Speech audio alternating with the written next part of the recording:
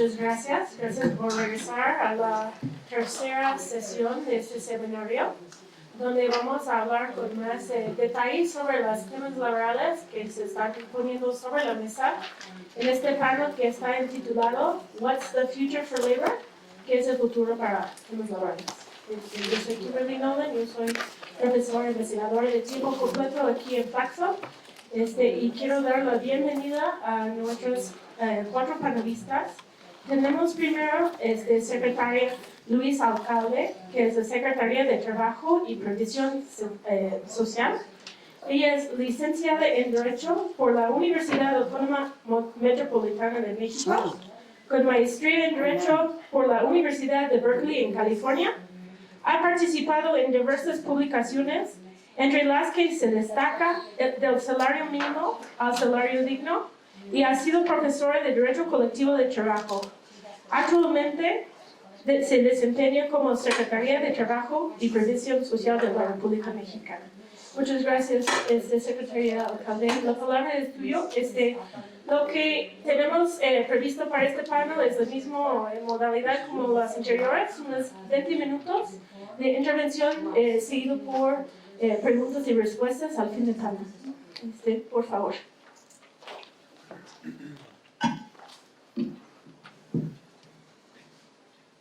Pues muchísimas gracias, un gusto compartir con ustedes esta mesa. Muchísimas gracias a Graciela que nos invitó a platicar con ustedes, un poco abriendo la reflexión interesante. Nos tocó llegar a la última parte de la ponencia previo al almuerzo. Y pues muy interesante todas las visiones, un poco complementando. La idea hoy es platicarles pues cuáles son las prioridades de la Secretaría del Trabajo del Gobierno de México en torno a la política laboral, a la política de empleo salarial, y por eso trajimos una presentación que iremos desarrollando un poco en 4 grandes temas, que son pues los 4 pilares o los 4 prioridades en la ruta, digamos, de la Secretaría del Trabajo. Uno tiene que ver con la implementación de la reforma laboral. Como aquí todos saben, tenemos enfrente este gigantesco reto de implementar esa gran reforma trascendental que se publicó en el Diario Oficial de la Federación el 1 de mayo, y que tenemos plazos muy concretos en los transitorios para ir haciendo de esa reforma pues, el modelo de libertad y de democracia. El segundo gran pilar y eje de la Secretaría es el programa de Jóvenes Construyendo el Futuro. Este programa dirigido a jóvenes de 18 a 29 años que no estudian y no trabajan, para vincularlos, capacitarlos en centros de trabajo, en empresas, talleres, negocios. Platicarles un poquito cómo va ese programa, cuáles son las expectativas. El tercer gran tema y prioridad de la Secretaría tiene que ver con la política de salarios mínimos. Digamos, una recuperación paulatina, pero contundente, digamos, con miras a ir recuperando esta figura. Y el cuarto tema tiene que ver con la nueva estrategia de verificación de cumplimiento de los derechos laborales, es decir, de inspección. ¿Cómo lo estamos haciendo y cuáles son nuestras prioridades en ese sentido?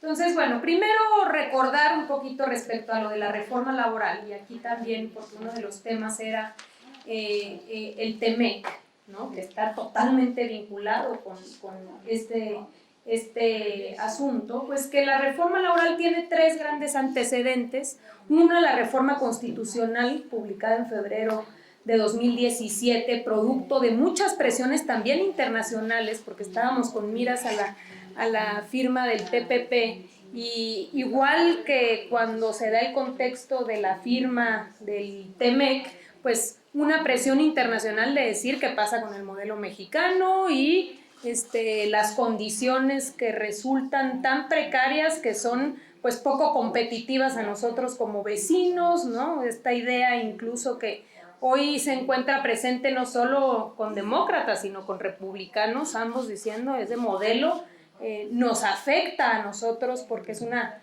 competencia desleal, ¿no? Se roba nuestras industrias, la industria automotriz, en fin, bueno. En este contexto del TPP se aprueba la reforma constitucional, luego viene la ratificación del convenio 98 de la OIT, que no se había ratificado durante muchísimo tiempo y que entrada la nueva legislatura se ratifica en el Senado en septiembre de 2018 del año pasado. Y finalmente los acuerdos, digamos, los compromisos asumidos por México en el marco del TEMEC, en un apartado específico en materia laboral, donde se describe cuáles son esos compromisos hacia adelante del nuevo modelo.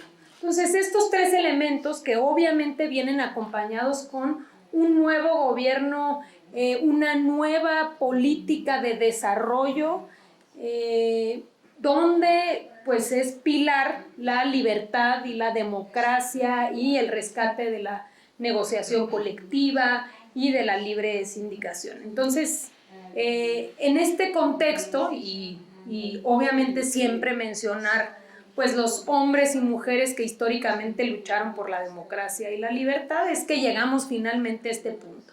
Tres ejes fundamentales, si tuviéramos que describir la reforma de manera muy corta. Primero, el cambio en la impartición de justicia, acabar con esa excepcionalidad que existía en materia laboral, donde la impartición de justicia dependía del Ejecutivo, en un modelo pensado más en el control que otra cosa. Entonces, pasar de las juntas de conciliación y arbitraje, dependientes del Ejecutivo, a tribunales laborales especializados que dependen del Poder Judicial para poder estar hablando de imparcialidad y de autonomía de decisiones. No solamente el juez cambia, también cambia el procedimiento en sí mismo, un procedimiento mucho más corto, oral, en presencia de juez, que permita cortar los tiempos que hoy pues, se han convertido en una pesadilla. O sea, juicios que están en las juntas de 4, 5, 6, hasta 10 o más años, y que el propio modelo no ha permitido facilitar una resolución eficaz, y por ello pues, no se garantiza el derecho ni de los trabajadores ni de los propios empleadores a un sistema de justicia eficiente. Entonces es un modelo corto con una característica muy importante, que es darle muchísima importancia a la conciliación.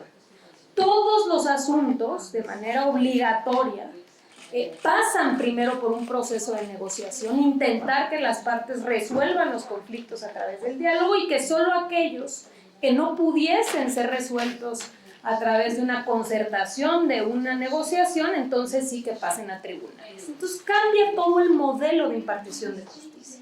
Número 2, cambia todo el modelo en términos de libertad y democracia sindical. ¿En qué sentidos? Uno, fundamental, en la elección de dirigentes. Históricamente, muchísimos sindicatos elegían a sus dirigentes a mano alzada a través de terceros, es decir, ellos elegían a sus consejeros, que a su vez elegían a las dirigencias. Y bueno, aquí para nadie es un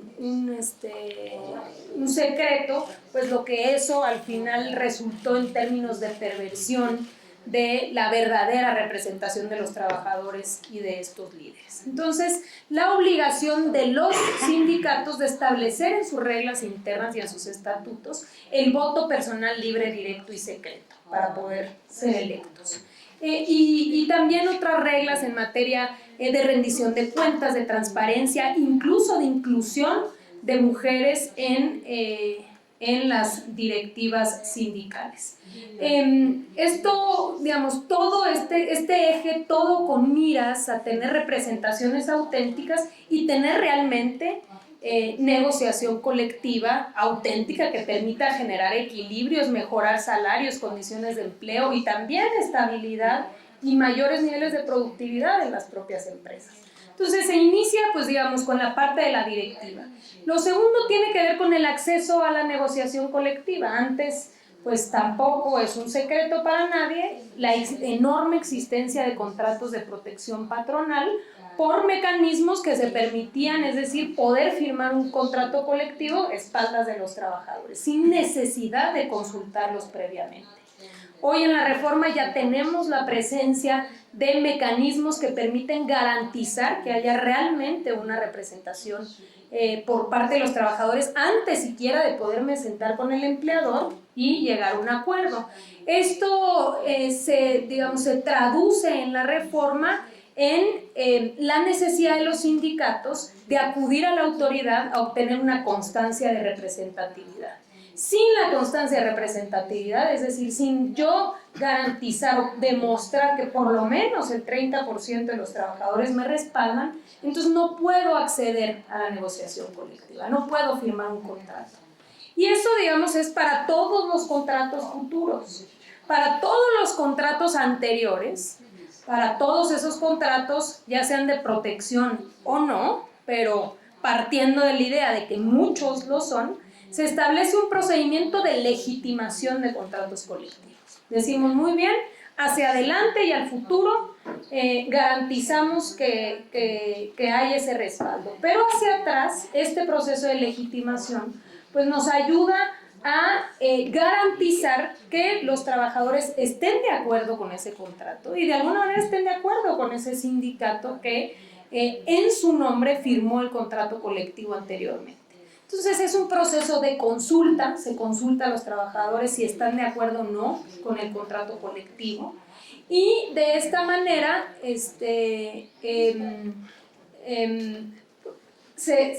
digamos, o se legitima y continúa la vida de ese contrato colectivo o simplemente pues deja de surtir efectos y pasamos a tener contratos individuales respetando todos los derechos adquiridos, abriendo la posibilidad de que otro sindicato o ese mismo pues pueda respaldarlos. Y finalmente la participación de los trabajadores en la propia negociación colectiva, en las propias revisiones y las consultas. El tercer gran pilar pues tiene que ver con la creación de este Centro Federal de Conciliación y Registro Laboral, que será fundamental, que se va a encargar de todos los registros de los sindicatos, cosa muy importante porque hoy de alguna manera pues hay una especie de control local por los gobernantes en turno, por los gobernadores y mucho tiempo por la propia presidencia de decidir de manera pues política la conveniencia de dar un registro sindical o no, en este sector sí, este conviene, este es de los nuestros, este no. Entonces, realmente garantizar a partir del Centro Federal de Conciliación que esa decisión sea un simple trámite administrativo, ¿no?, de acceso a derechos. Cumples con los requisitos, se te dan el registro, ¿no? El viacrucis que históricamente significó el ser reconocidos como organización sindical. Entonces se va a encargar de los registros sindicales, de los depósitos de contratos colectivos, también muy importante para garantizar que haya esa legitimación previa a partir de la constancia de representatividad y de los procesos. Y finalmente es esta autoridad la garante de la democracia, porque se encargará pues de la vigilancia de todos estos procesos de elección en caso de dudas razonables, en fin, de todos los procesos de votación. Rápidamente decir que respecto a la implementación, ya se conformó el Consejo de Coordinación para la Implementación de la Reforma Laboral, porque pues son muchas las instituciones que participamos en este reto. Está obviamente la Secretaría de Hacienda, la Secretaría del Trabajo, el Poder Judicial Federal, la CONAGO, porque los gobernadores tienen participación en este asunto por obvias razones, la CONATRIP, porque hay que conformar los tribunales laborales locales y los secretarios de trabajo locales. Entonces, si bien los dos digamos, actores principales en esta reforma son, o los tres, digamos, son las empresas y sus áreas de relaciones laborales, los trabajadores y los sindicatos, pues a las autoridades y a las diferentes dependencias e instituciones nos toca pues un gran reto en términos de implementación. ¿Cuál es el plan? El plan es que podamos implementar la reforma en 3 etapas. La primera etapa inicia con 10 estados de la República, inicia el próximo año. Para el 1 de octubre del próximo año el plan y la estrategia es que en esas 10 entidades federativas, en esos 10 estados, entren en funciones al mismo tiempo para no tener problemas de competencias y de dificultades. El modelo entra en su conjunto en esas 10 entidades federativas con tribunales laborales federales, tribunales laborales locales, centros de conciliación local y ya el Centro Federal de Conciliación y Registro en todos sus, digamos, en todas sus variantes, ¿no? Como conciliador, como registro, como depósito de contratos, entra ya en funciones en esas 10 entidades federativas.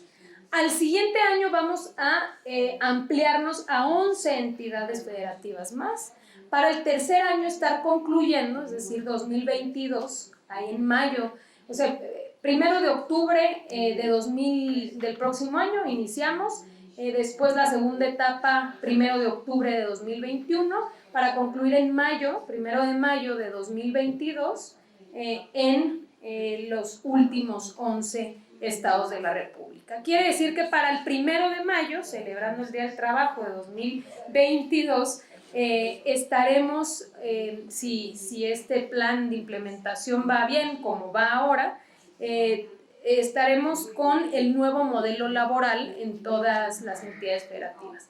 Pues los estados tienen mucho que ver con esto por obvias razones, porque tienen que modificar sus constituciones, sus leyes e irse igual adecuando a todas las nuevas reglas del nuevo modelo laboral, y por ello han venido instalando ya sus grupos interinstitucionales. Vamos muy avanzados, ya 27 estados han hecho lo propio, nos falta únicamente ir cerrando, pero esperamos este año estar concluyendo. Algunas, nada más de manera, digamos, muy rápido decir que también pues hemos avanzado en otro tipo de cosas. Por ejemplo, ya salió el protocolo para la legitimación de contratos colectivos, es decir, ese proceso no es futuro, sino que ya actualmente se están legitimando contratos colectivos. Ya tenemos cerca de, pues pocos, pero serán unos 800 más o menos sindicatos que ya se registraron para sus legitimaciones. Tenemos a la fecha 1,100 sindicatos que ya reformaron sus estatutos, pero bueno, pues esto ya inició, ya arrancó, pero obviamente tiene que irse concluyendo. En el caso de la ley orgánica del Centro Federal, ya fue aprobada por la Cámara de Diputados, estamos en espera de que se pueda aprobar en el Senado, pero también esto, digamos, de alguna manera, pues ya se está implementando.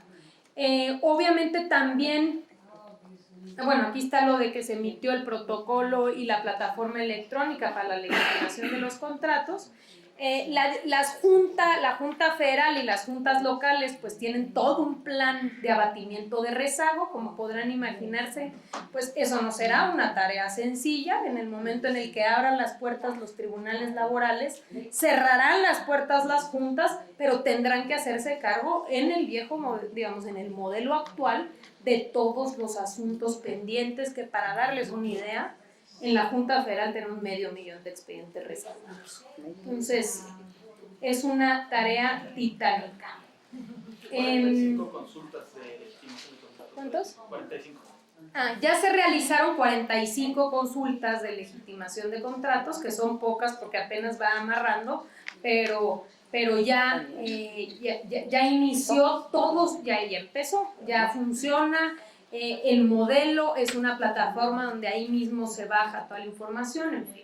Entonces, nada más muy rápido aquí para el caso de los estatutos de los sindicatos, decíamos, pues, que es la parte de elección de directivas, equidad de género, rendición de cuentas y la aprobación mayoritaria de los contratos negociados. Esta es la parte de la legitimación de contratos colectivos que les comentaba, ¿no? Un poco con las consecuencias de votando a favor queda legitimado el contrato y de votar en contra pues se da por terminado. Ahí concluimos rápidamente lo de la reforma laboral. Para platicarles un poquito sobre Jóvenes Construyendo el Futuro, ¿cómo vamos? Tenemos al día de hoy 1.003.000 jóvenes que han participado en el programa. No necesariamente todos hoy, al día de hoy, están capacitándose, sino que han sido beneficiados, por lo menos recibiendo una beca. Tenemos muchos jóvenes, el programa es hasta por un año, no necesariamente la idea es que duren el año entero, sino que si consiguen trabajo, tienen posibilidades a los 6, 7, 8 meses, pues idealmente es que el programa les abra puertas para el futuro. Se ha hecho un trabajo muy intenso en estos 11 meses que llevamos, sobre todo en la construcción de empresas, de tutores que permitan ir armando pues esta red que finalmente recibe a los jóvenes y los capacita y los forma desde la cuestión más, digamos, desde un oficio, ¿no? Un carpintero o un campesino hasta empresas transnacionales. Es una red que ya se ha venido consolidando, que hasta hoy tenemos 175,000 centros de trabajo y 196,000 tutores. Tenemos presencia en el 96% de los municipios, que como pueden imaginar, ha sido uno de los grandes desafíos, porque pues hay municipios donde realmente llegar es complejo y por eso estamos ahorita como haciendo mucho énfasis y priorizando esos municipios que todavía no hemos logrado, a los cuales no hemos logrado llegar. En el caso, esto es interesante, ¿no? La proporción de mujeres y hombres, tenemos 57.6 participación de mujeres, 42 de hombres.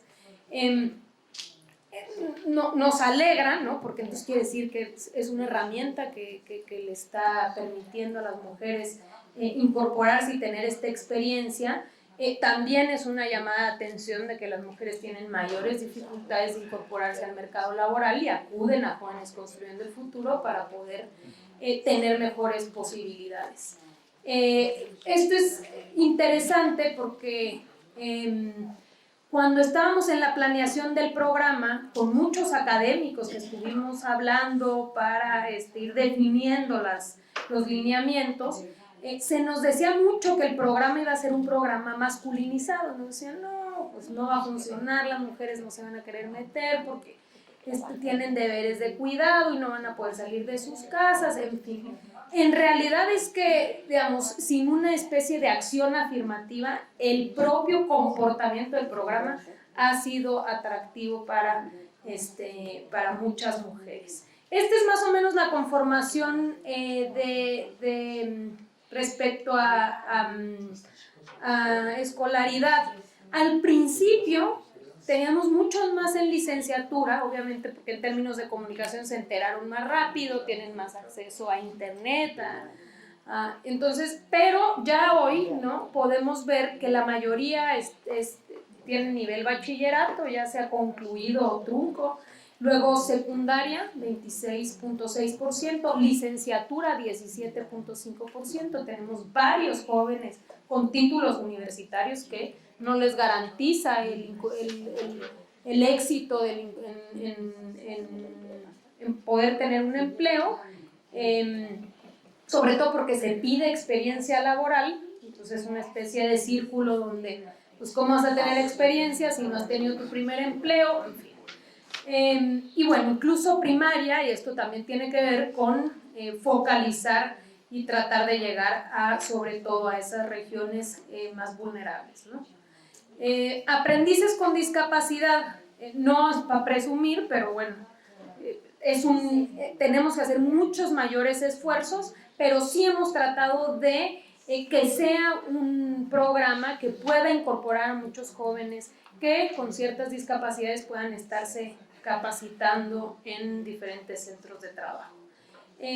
Esto también es interesante, uno diría, bueno, por ejemplo, administrativa, pues sí resulta más obvio, pero por ejemplo el tema de cultura y deporte, donde en el sector privado no hay tanto, pero sobre todo en el sector público hay más posibilidades de que entren en temas de cultura y deporte y es muy atractivo para los jóvenes, o sea, son de esas vacantes que luego se ocupan.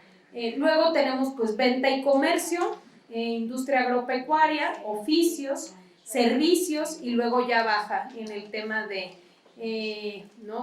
tecnología, de electricidad, profesionistas y ciencia y tecnología. Estos son los estados, tenemos mayor presencia en Chiapas, o sea, en el sureste del país, por obvias razones hay mayores niveles de desempleo, la beca es más competitiva, ha sido mucho más complicado en el norte, lo cual no es una mala noticia, hay menos jóvenes que no estudian y no trabajan, hay más empleo y también la beca no resulta necesariamente tan competitiva, pero sobre todo los estados donde más aprendices hay, pues es Chiapas, Tabasco, Veracruz, Estado de México y Guerrero, no necesariamente donde están las grandes industrias y donde están las empresas. Entonces es un programa que se ha ampliado a todas las realidades existentes en nuestro país. ¿Qué sigue? Platicamos en la comida un poquito sobre esto, de bueno, muy bien, están todos estos jóvenes que se están capacitando, que están adquiriendo experiencia, hábitos de trabajo, ¿no? Que los estamos preparando para el mundo laboral o para lo que viene. Estamos haciendo toda una estrategia que le llamamos el Plan MES 13 para poder, digamos, abrir toda la información disponible y todas las opciones posibles para lo que estén proyectando los aprendices para el futuro. Ya se trata de obtener un empleo, de autoemplearse, de emprender un negocio, de asociarse con otros para formar una cooperativa, de continuar con sus estudios. Tenemos cerca del 12% de los jóvenes que quieren regresar a estudiar para concluir, de certificar sus estudios o de tener un curso profesional. Bueno, finalmente, para ir concluyendo, decir respecto a la política de recuperación de salarios mínimos, esta es la gráfica, aquí tenemos a uno de los grandes especialistas, pero podemos ver, ¿no?, el inicio de una tendencia a la alza en términos de recuperación. Esperamos seguir de esta manera y sobre todo que esto ha venido teniendo efectos significativos en otros sectores. Por ejemplo, en el salario general, aquí están las cifras del IMSS de cómo ha subido en general el salario promedio, también con un efecto positivo. Disminución de la pobreza laboral, ¿no?, el porcentaje de la población en pobreza laboral, el crecimiento del empleo y el salario promedio. Aquí podemos ver los municipios del norte del país donde se duplicó el salario mínimo y cuáles fueron los efectos del empleo y sobre todo el tema de que no tuvo un efecto inflacionario, como siempre fue el gran fantasma de la política de recuperación. Por último, concluir que nuestro cuarto objetivo, como les decía, pues es tener un modelo distinto de inspección laboral y de cumplimiento de derechos. Y ello pasa, pues digamos, como replantearse qué significa la inspección, cómo hay que hacerla y qué cosas hay que inspeccionar. Al día de hoy nos estamos focalizando principalmente en la protección del salario mínimo en la zona norte del país. Como se duplicó, tenemos que hacer esfuerzos para que se cumpla. El tema del subregistro en la seguridad social, el combate a la subcontratación abusiva, que ha sido una cosa horrorosa que se expandió en muchísimos sectores, y digamos seguridad social en términos de informalidad y sobre todo el subregistro, es decir, el deporte nacional de inscribir a tus trabajadores por debajo de lo que realmente ganan. Entonces ahí concluiría, estas son como los 4 pilares, son los 4 retos de este año y del que viene, porque continuaremos con esas 4 estrategias, todo con miras a mejorar las condiciones de empleo, mejorar el salario, convencidos que es la única salida y que es la salida para poder anclar el desarrollo y poder, digamos, activar la economía desde lo local. Gracias.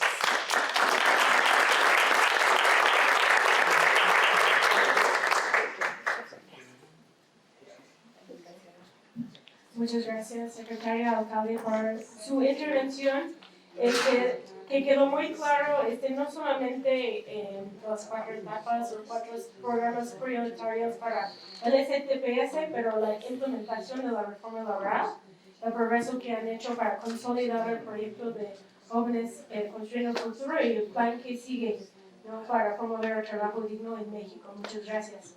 Ahora vamos a invitar a doctora Graciela Benzuzán a hacer una intervención. Es especialista en instituciones, organizaciones y políticas laborales, miembro del Sistema Nacional de Investigadores en el nivel 3, profesora de tiempo completo en la Universidad Autónoma Metropolitana UAM y de tiempo parcial aquí en la Flaxo, México. Su trabajo de investigación se centra en las políticas, instituciones y organizaciones laborales, principalmente desde una perspectiva comparativa. Es licenciada en Derecho por la Universidad de Buenos Aires, maestra en Ciencias Políticas por la Universidad Nacional Autónoma de México y doctora en Ciencias Políticas por la misma universidad. Gracias, Graciela. Muchas gracias, Kimberly. Bueno, es un gusto. Quiero agradecer a la Flaxo por haber recibido esta iniciativa que se origina en Jorge Carrillo. Quiero agradecer a Nelson, porque me han agradecido a mí, pero realmente el que ha organizado todo esto ha sido Nelson Flores.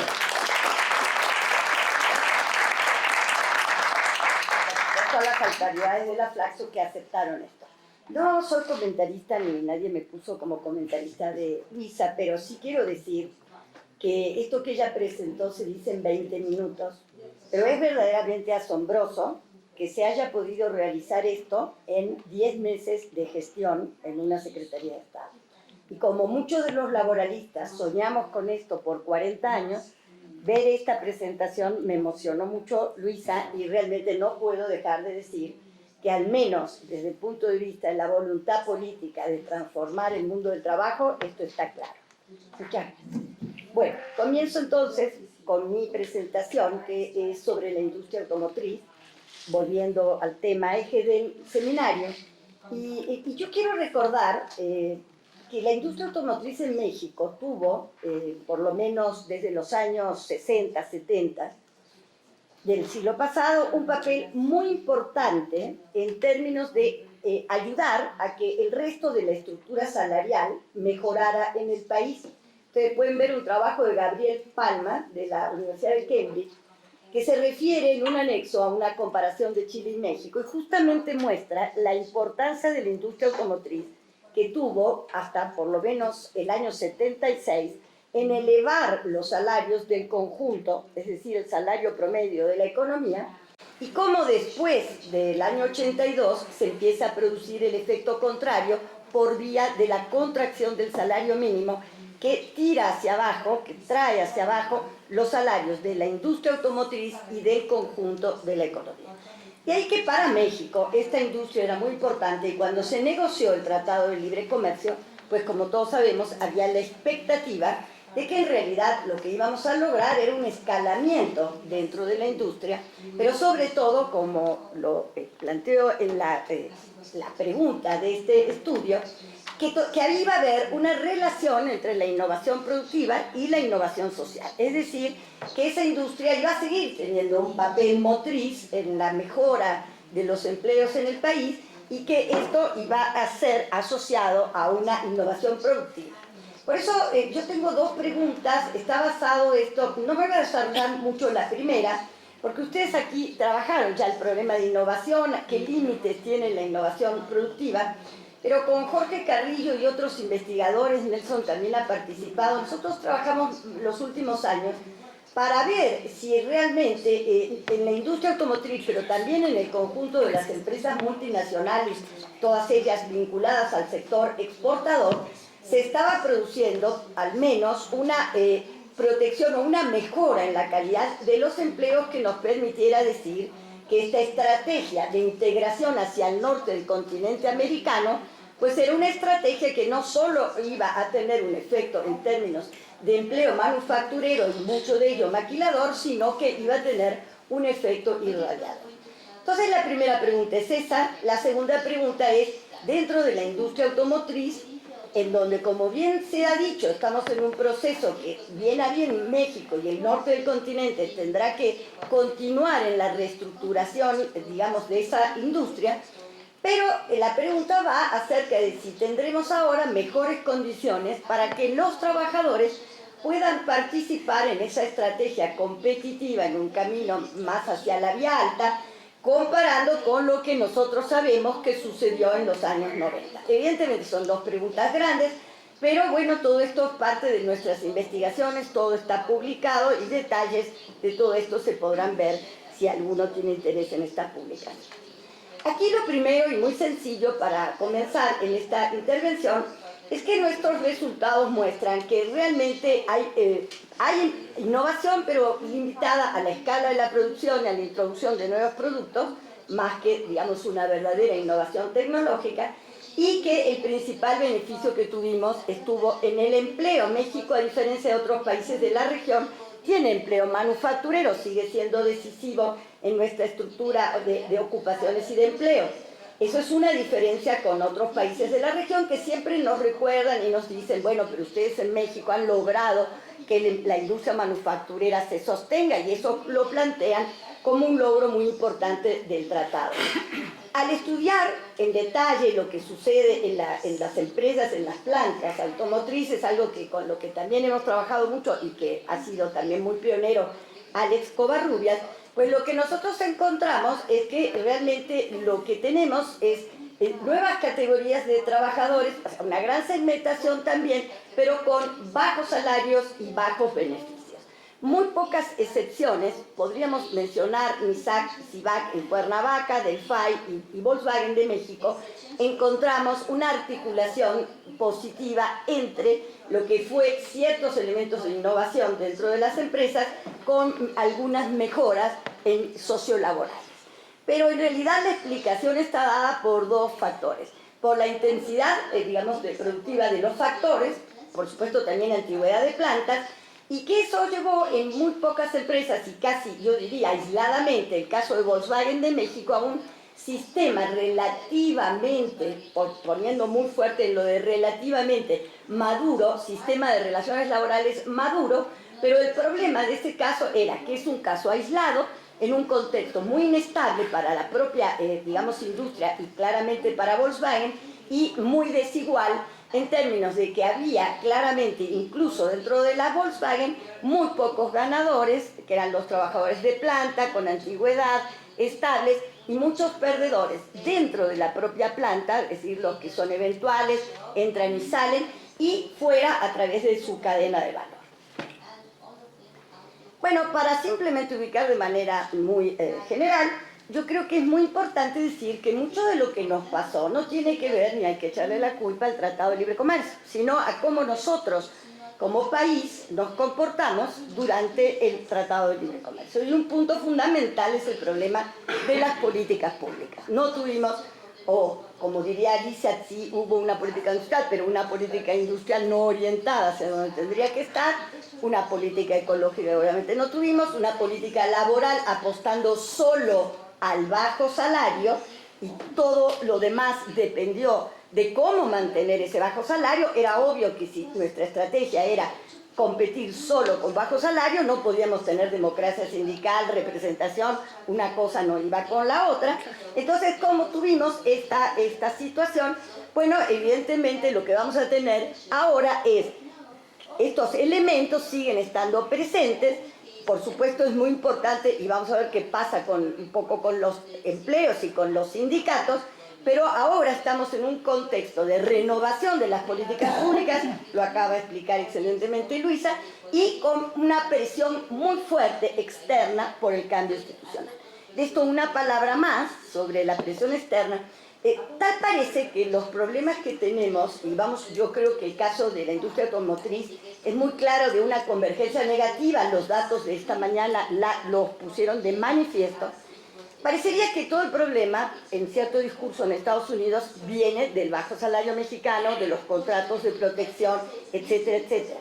Pero sí quiero destacar, y basta que les remita un documental, vean, de American Factory, y se van a dar cuenta ustedes que el problema no está solo en México, está en Estados Unidos, donde no hay derecho a formar realmente sindicatos, y eso también explica lo que le pasó a los salarios en los Estados Unidos y en parte el debilitamiento también de los sindicatos en Canadá y en China. No nos olvidemos de cuál es el modelo laboral chino, y ese documental se los pone a ustedes de manifiesto. Entonces los peligros no solo vienen de México, por supuesto nosotros reconocemos la parte que nos toca y por eso realmente la respuesta mexicana y sobre todo la respuesta bajo esta nueva administración fue aceptar claramente que el tema laboral era un tema que debía cambiar, no solo por la presión de los Estados Unidos, sino por interés de nosotros, interés propio. Y quiero decir que estas transformaciones que Luisa explicó no son diseñadas en los Estados Unidos, vienen de México, de 30 o más años de trabajo, de un gran colectivo que fue creando y diseñando formas de salida de este horror que era el mercado laboral y sindical mexicano. En este sentido, podemos decir qué es lo positivo que sacamos y qué es lo negativo. Positivo, ganamos empleo, pero empleos tradicionales, mal pagados. Evidentemente tenemos una estructura competitiva orientada fundamentalmente a la exportación, por eso el salario en México no era una variable importante subirla, sino más bien bajarla, y evidentemente ¿quiénes ganaron? Y aquí otra vez, en la discusión con los Estados Unidos, es importante recordar que quienes ganaron no son las pequeñas empresas mexicanas, los chagarros, etc. Los que ganaron son las multinacionales. Estas mismas multinacionales que precisamente venían a nuestro país por lo que nosotros podíamos ofrecerle, que era mano de obra barata. ¿Quiénes ganaron?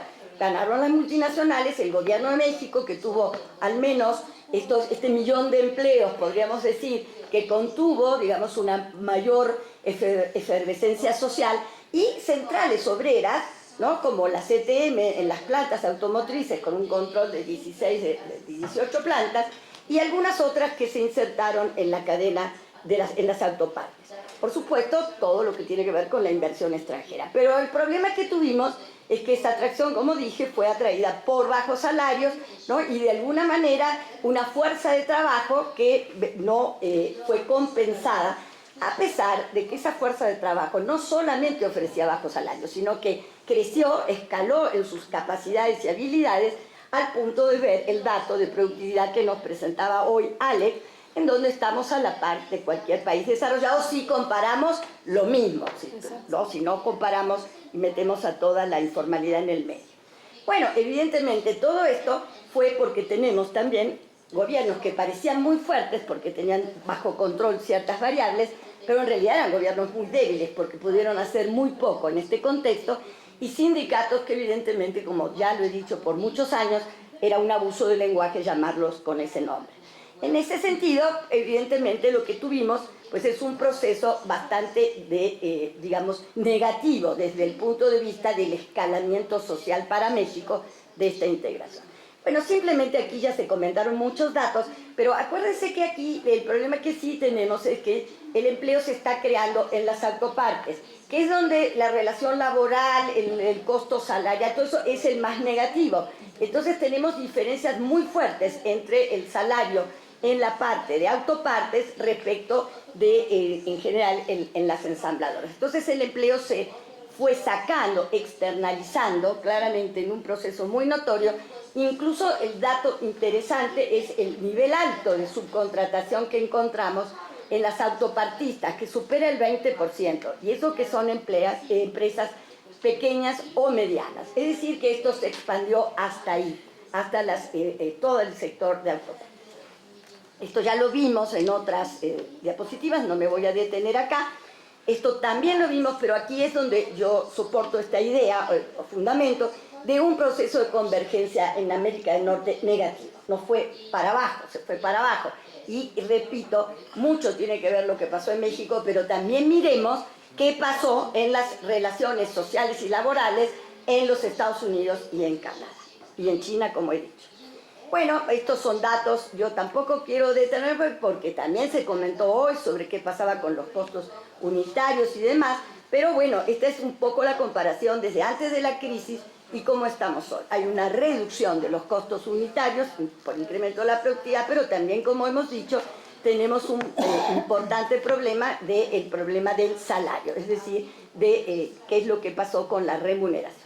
Y aquí me voy a detener con lo que podrían ser nuestras restricciones y oportunidades, y de alguna manera terminaré ya con, no sé cuántos minutos van quedando, 5, perfecto, para terminar con unos escenarios. Bueno, realmente nosotros tenemos un escenario en donde sí, Luisa nos mostró todas las perspectivas de cambiar, pero esto, por más que tengamos plazos y tengamos fechas, no modifica de un minuto al otro las relaciones laborales. Lo que seguimos teniendo en este momento es un sistema de sindicatos y de negociación colectiva hiperfragmentado, y seguirá siendo, porque en realidad lo que nosotros necesitamos es negociación sectorial, pero la negociación sectorial requería primero este proceso de relegitimación de sindicatos y contratos colectivos para que empecemos a pensar, y debe ser una política laboral a mi criterio, de impulsar negociación sectorial, como la tienen países como Uruguay y muchos otros países, y ya lo reconoció el propio Fondo Monetario Internacional y el Banco Mundial, que la descentralización de la negociación colectiva fue la causa que llevó obviamente a la caída de los salarios. La caída de los salarios provocó desigualdad y la desigualdad detuvo el crecimiento. Entonces, para mí eso es una cuestión importante. Bueno, lo que tenemos son una situación de sindicatos que no representan, que no están legitimados en las bases, y que lo que hubo como sindicatos tuvieron que una estrategia exclusivamente defensiva. Es decir, no hubo ningún intento de los sindicatos de tener una propia política para el sector de cuál iba a ser su estrategia en términos de negociación con las empresas multinacionales. Imagínense, planta por planta, una negociación con las grandes multinacionales, y aunque fueran sindicatos representativos, pues la asimetría de poder no nos hubiera dado un gran resultado. Por supuesto, los sindicatos mexicanos estaban haciendo sus negocios, y evidentemente negocios que significaban beneficios para los líderes y no los trabajadores, lo cual hizo que a ninguno de los sindicatos les importara realmente involucrarse en temas de productividad, capacitación de los trabajadores, innovación.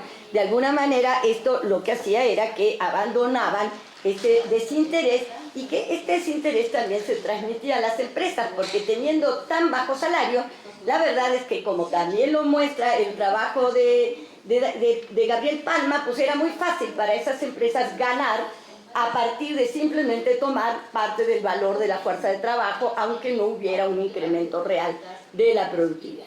Todo esto, por supuesto, lo que hizo es que, aunque había en el diseño institucional mexicano algunos espacios de bilateralidad en la empresa e incluso de trilateralidad a nivel de comisiones nacionales y demás, pues si no teníamos un actor sindical con una visión estratégica de lo que quería para los trabajadores en su sector, pues evidentemente pues lo que tuvimos es un desaprovechamiento de todo espacio de bilateralidad, por lo limitado que fuera.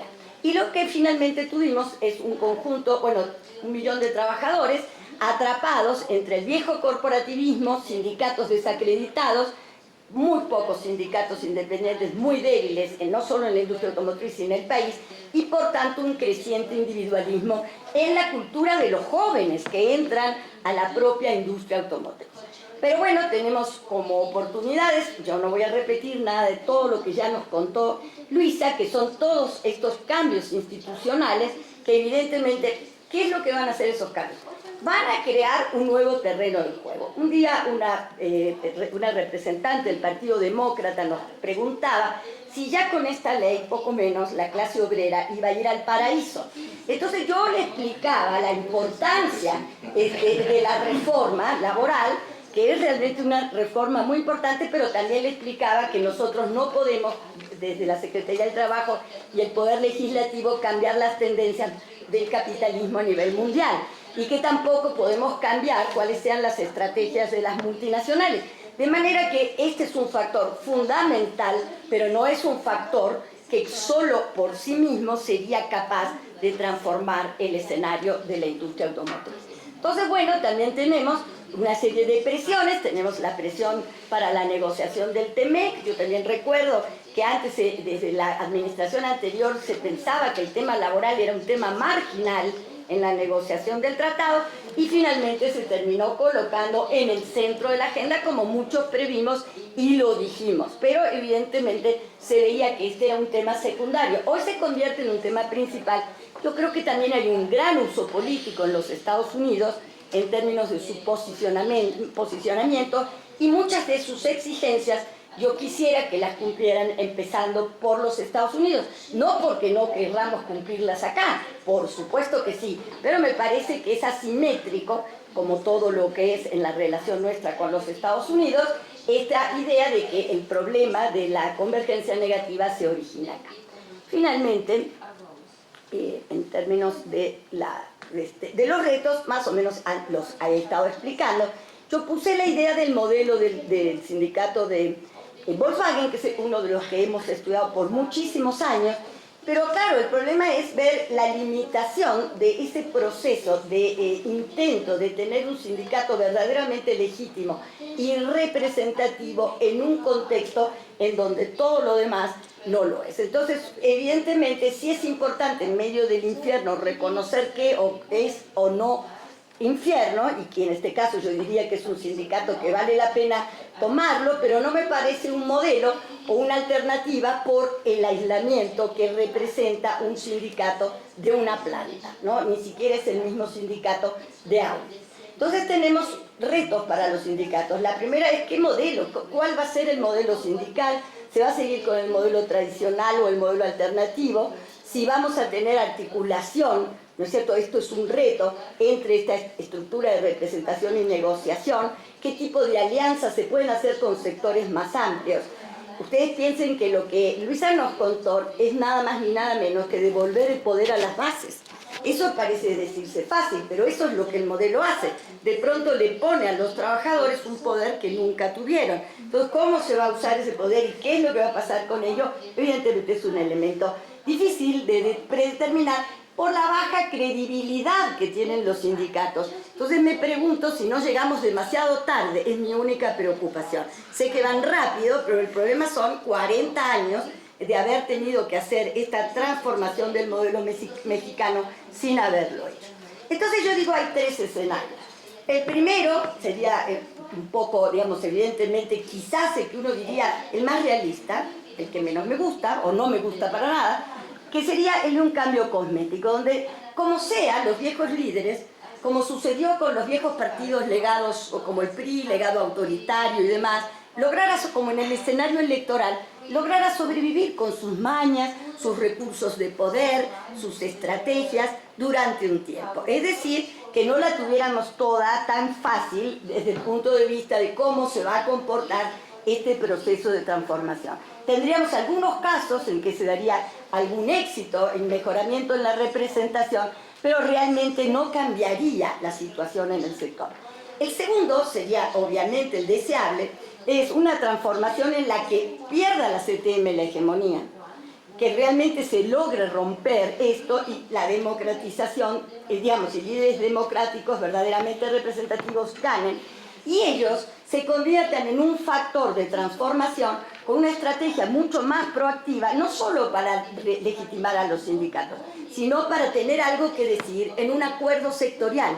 Y no tengo tiempo de explicarlo, pero recuerdo el acuerdo sectorial que se hizo en Brasil en el año de 1992-93 entre la CUT, ¿no?, y los empresarios, la industria automotriz, que dio vuelta al modelo industrial en el sector y que hizo que en vez de ser el 80% para las exportaciones y 20% para el mercado interno, se diera vuelta por completo a partir de toda una estrategia sectorial de renovación. Pero ahí había actores, no estaba nada más ni nada menos que Lula, y evidentemente es algo que nos falta desde el punto de vista de tener un liderazgo en el sector automotriz con esa visión. Y finalmente, el que es menos deseable, espero que no suceda, es que siendo un sector tan importante para el propio sindicalismo tradicional, que le ha dado tantos recursos, los conflictos por la representación nos lleven a un cierto caos, ¿no? Se aumenten, se intensifiquen y se mezclen con otros elementos de violencia que tenemos en el territorio nacional. Esa es mi mayor preocupación y en ese caso sí tendríamos pérdida de inversión, por supuesto que no innovación y hasta pérdida de empleo. Entonces cuidar todo esto, tratar de empujar el mejor escenario sería desde mi perspectiva algo que desde la academia, el gobierno y de alguna manera los actores internacionales tendríamos que empujar para que este país se sume no solamente al norte en términos de algunos empleos, sino de calidad y de que el mercado laboral deje de ser un gestor de pobreza y desigualdad y pasemos para que sea la inclusión en el bienestar. Gracias.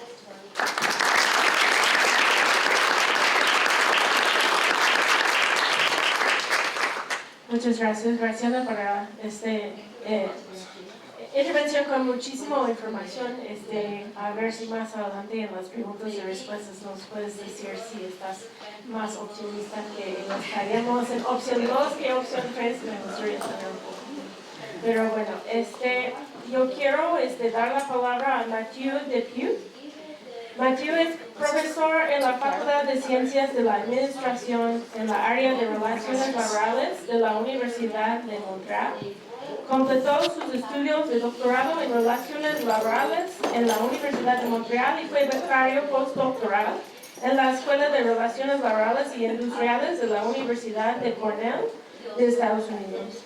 Su investigación está centrada sobre la evolución de las relaciones laborales y el sindicalismo en el contexto de globalización y la integración internacional. Bienvenido, Mathieu, la palabra es suya. Gracias para la invitación. Though I will do my intervention in English, and I'm sorry for the Spanish speaker, but I'm also sorry for the English speaker. I'm a French speaker because you know that 8 million of people in Canada are speaking French, so I'm one of these 8 million. So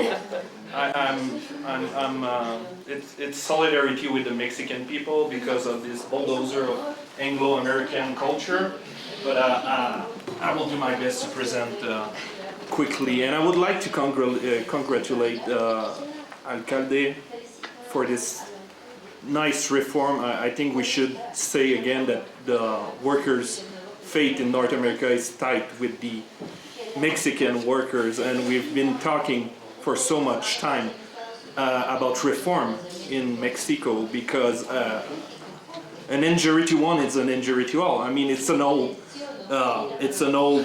expression, but I think in that case it's really important that you push forward this reform for not only for the Mexican people but also for the middle class that we still have in Canada, and maybe you still have in the US, I'm not sure, but there's still a middle class. So I'm going to present my research. So I did some research with my colleague at Cornell, Ian Greer, on the insourcing in the automotive parts sector.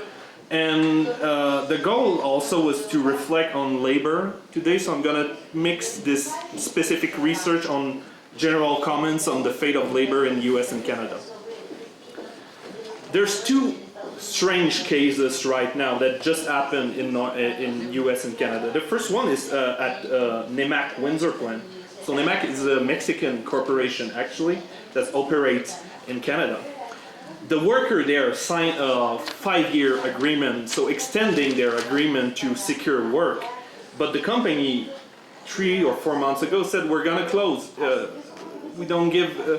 It's not important if you sign an agreement, we're going to close. So they decided to wildcat strike, which is something that we did not saw in North America for a long time. I mean, there was the glorious 70s where there was a lot of wildcat strike, especially in the US, but also in Canada in the 80s. But it was a strange case. The other strange case from my point of view is this UAW national strike that lasted for 40 days, actually.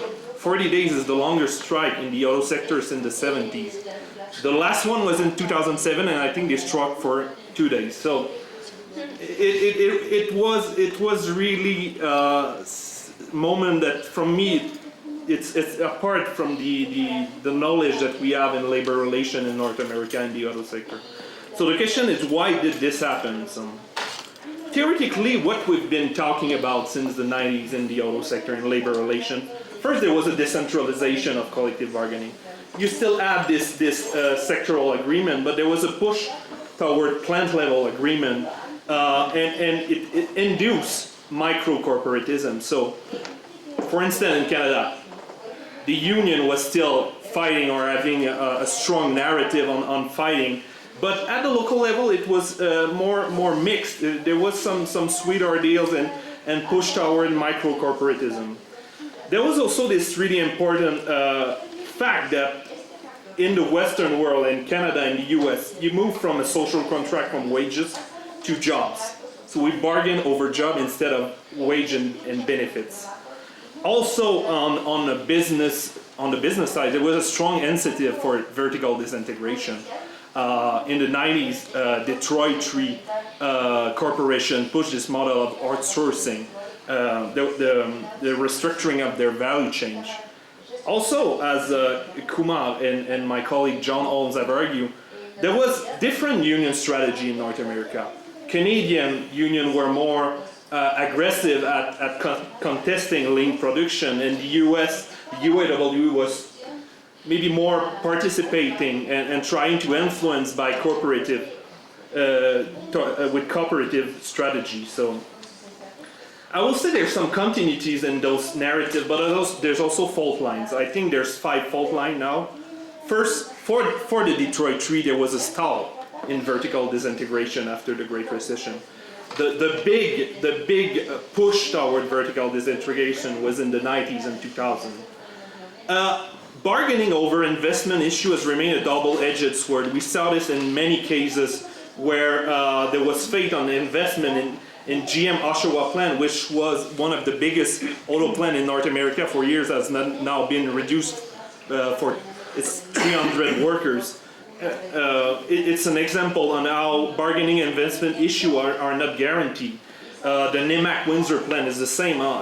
You make a deal for 5 years, you think you will extend your collective bargaining agreement and get a secure position for this year, but the multinational corporation do not respect automatically those agreements. Really important in the third case, it's a multi-tier workforce emerged after 2010. There was concession granted to the Big Three in 2007 and 2008 about new ladder of wage, but it was not a reality until the recovery of the industry started back, and there was really a multi-tier workforce that emerged after. Something that you might know in Mexico, but it's the case also in Canada and the US. There was wage and stagnation, benefit stagnation.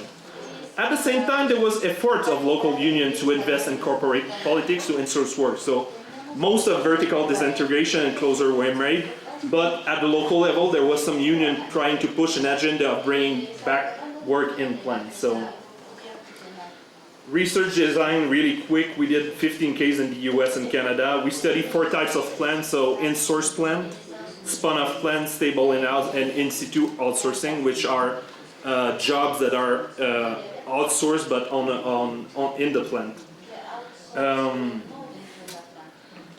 It's a quite complicated graphic, but it shows you that there was a stall in vertical disintegration. So GM, for instance, the big push low, so the part here is what they spun off.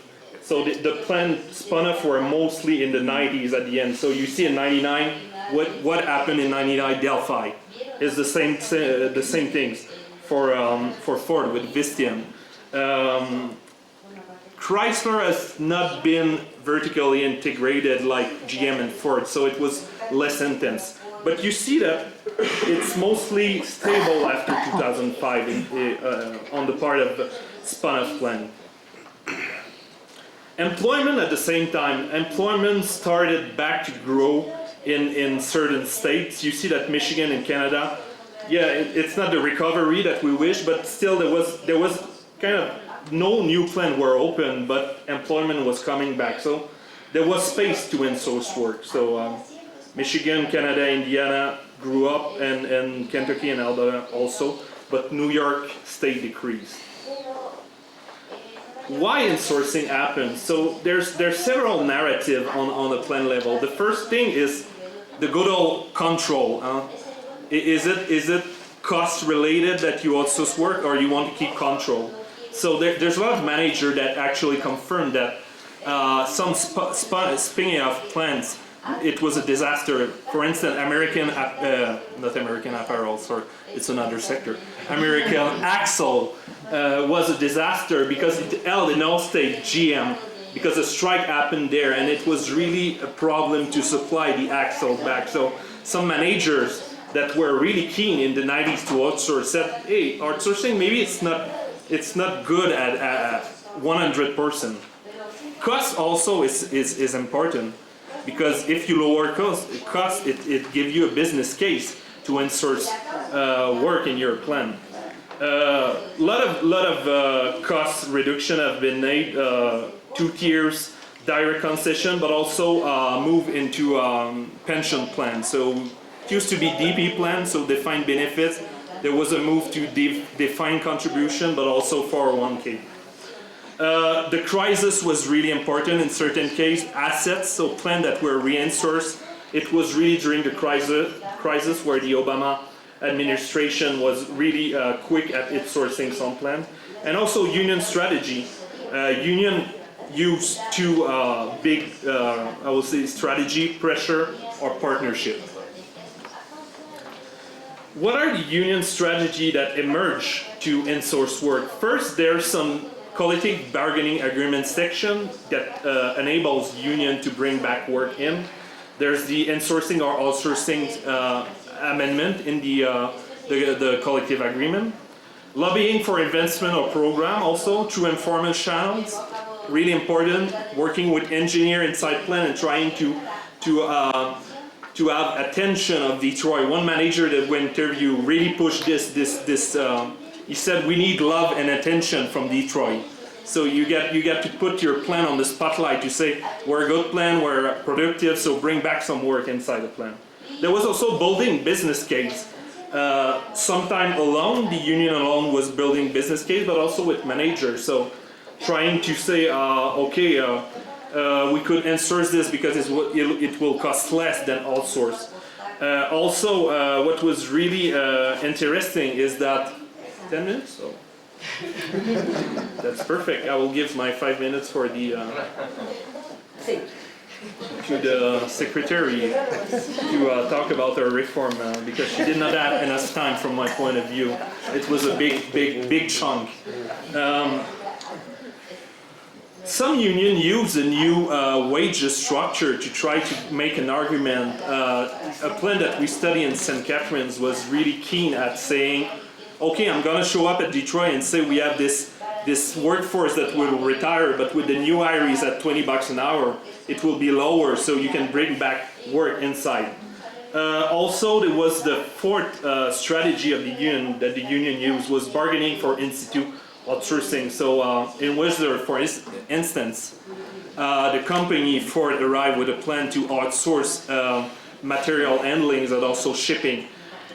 The union managed to bargain. So if you're letting this work to a third party, we are okay, but keep it union. So it was kind of like satellite bargaining like they did in the 90s. So they used this as a strategy to bring back some work. So it's not partnership per se, it's more complex. It's lobbying, it's pressure, and it's partnership also. Quite complicated table, but just to show you that there's a multi-tier workforce that emerged in Canada, and it's in all plants. So I'm just, for instance, we started at Stable in-house. There was only 2 tiers. So there was the skilled trades at one level of wage, and the other one was production. But after the concession that were granted during the crisis, there was a multi-tier of workforce that emerged. Yes, skilled trade, production workers split in 2 tiers, but also temps that emerged. That temps workers that were non-existent in the auto parts plant before. started to appear. In the US it's the same, so and it's even worse because some of the plants that were insourced or spun off, they had to grant concessions that were pretty intense. So for instance, the spun off plant, the tier 1 was at $20 an hour in 2000, but they had to make concession and they were paid 11 and 30. So in an American context, I know maybe for the Mexican context it looks good, $11 an hour, but it's $20 to $11 for a manufacturing job. It's cutting in half, and it's just the wages now. It's not benefits, because most of these plants suffer also concession in benefits, healthcare, pensions, like I said. And in-situ outsourcing is also interesting because you can be a janitor at night, $50 an hour if you want. Like I said, maybe in Mexico it's a good wage, but for a North American perspective, it's kind of low. So what are the differences and similarities between Canada and the US? Our research showed that both unions in the two countries were keen at lobbying strategy and implementing management-driven measures. I think the old narrative about Canada being different is kind of fading out. I think Unifor has taken the same strategy, that is bargaining over investment. And more surprising, what we discovered in our interview is that UAW was a bit more critical of the new world of bargaining, that it was hard. And one of our partial explanations is that two-tier was there for a bit more longer, and also the recovery in the US was a bit quicker, so it created intense tension in the workplace. I said 3 tiers, but actually there's more. One plant that we visited, there was 9 tiers. 9 different workers, because you have flow in from Delphi, temps, skilled trades. So pardon me the expression, but it was a mess for the union to trying to build solidarity when you have workers that are doing the same job but on 9 different types of contract. As for work organization, reduction of classification were really intense. Plants in 2000 are really that still survived, that have survived, are in the different shape right now. You have plus 30 of classification, so, and even in some plants 60 classification of skilled trade and production workers. But union made a lot of concession on this, so you have really a flexible workforce now that can be moved around the plant. There was some direct concession. In the US it was more surprising. For instance, a plant that we visited in Ohio, from around $20 an hour in 2003 to $14 an hour in 2017. So it's not only a real wage concession, it's nominal wage concession also. Unifor is the union in Canada, so it's CAW, the union, for those who are not who does not know this. 5 minutes, that's perfect. Unifor has used reduction in benefits rather than wage concession. And in Canada, difference, there's less tier, I will say. There's skills trades, production, 2 tiers, and also the temps. Conclusion in 1 minute, and I will leave the rest to our other presenter. I think there's maybe 4 or 5 narratives about conflicts in labor relations in the US and Canada, but I will restrict myself to 2. The first one is the multi-tier workforce is an explanation for the UAW strike, I think. I was really surprised to read some newspapers saying that it was the corruption scandal. You don't launch a 50,000 workers strike for 40 days for corruption scandal. And our research really showed that in plants that survived after the crisis, it was really difficult to maintain solidarity. And at the end of the day, it's the chairman of the plant that take the decision to go on strike in the UAW structure. So I'm sure that was really an issue. I think also there's an exhaustion of past narrative over labor management partnership. I think it's really important in the UAW. The Saturn example just disappeared. There's no meta example to give. This is what labor and management partnership should look like. And the second narrative, I'm surprised that only Alex and me are talking about this, but how auto jobs can prevail in the context of environmental transition. We have two examples now. So GM and UAW agreed to invest in the Detroit Amtrak plant to build a new model of electric vehicle. GM Oshawa also is kind of tied of a program that we do not see what will emerge, but the local 222 adopted a resolution in the last UNIFOR convention to push the union toward the Green New Deal and really trying to transition those industrial capacity from corporate base to environmental friendly base. So the question remains: how do we connect bargaining issue with economical and environmental justice in this context? So I think it's the big question of the labor in the US and Canada that will prevail in the next decade. Thanks.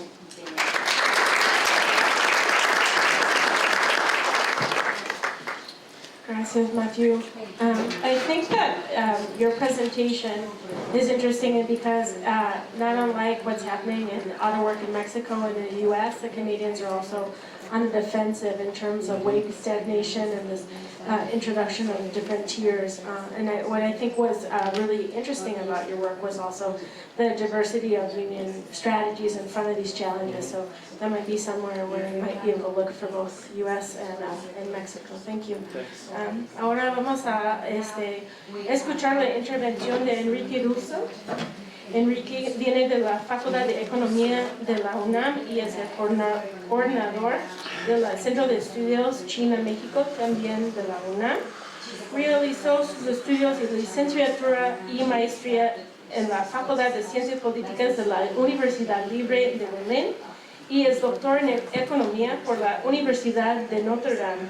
Actualmente es tutor de maestría y doctorado en el programa posgrado en Economía en la Universidad Autónoma de México. Gracias, profesor. La palabra es suya. Gracias. Muy buenas tardes, un gusto estar en la Flaxo de nuevo y muchas gracias Graciela y Jorge sobre todo por la invitación. Miren, mi conclusión más general de la presentación es, yo desgraciadamente no pude estar en la mañana, le dije a Jorge que tenía una serie de compromisos, pero ojalá y hubiéramos hablado mucho en la mañana sobre China, ¿no? Si no lo hicimos, por eso estoy aquí, porque por lo que va en esta mesa no hemos hablado suficiente sobre China, y creo que tenemos ahí una cantidad de mitos sobre China. China no es solo relevante porque tiene 1.400 millones de habitantes, alrededor de 800 millones de trabajadores, faltan 200 ahí en las estadísticas, pero es relevante. Pero también en términos tecnológicos, ¿no? China no solo está produciendo 50% más de autos que toda la región de América del Norte, y entonces muchas veces en estudios socioeconómicos tendemos mucho a autocentrarnos en México y América Latina, en algunos casos en América del Norte, y hay un grupo de estudios en el Sechimex que lo que indican es que lo que hoy en día tenemos son un grupo de organizaciones industriales que compiten entre Estados Unidos, en este caso América del Norte, del cual somos parte en esta organización de la cadena autopartes automotriz, versus China, ¿no? Y entonces lo que tenemos es una durísima competencia entre China, Estados Unidos, América del Norte. De nuevo, en términos cuantitativos, China está produciendo 50% más de autos, ¿no? Y de esos casi 30 millones que está produciendo, el 40% son con empresas y tecnologías made in China, ¿no? De la cual en América Latina y en México no existe una, ¿no? Y no del todo irrelevante, particularmente en términos de nuevas tecnologías, todo esto de autos híbridos y sobre todo autos eléctricos, creo que tienen una enorme ventaja con respecto a América del Norte, Estados Unidos, y de nuevo escudarnos solo de a ver cuántos empleos nos traemos de Estados Unidos y Canadá, creo que no es suficiente, ¿no? Entonces, en fin, yo acá digo en forma muy cuidadosa, inicios de un análisis, veremos ahí un grupo de aspectos, ¿no? Buena parte de los documentos, de los argumentos están en diversos recientes documentos elaborados acá en el CECHIMEX, también con la OIT hace poco presentamos ahí un par de análisis, particularmente estos de los efectos de China en la cantidad y calidad del empleo, los invito a revisarlos, los pueden bajar de los portales de la OIT y también del CECHIMEX, ¿no?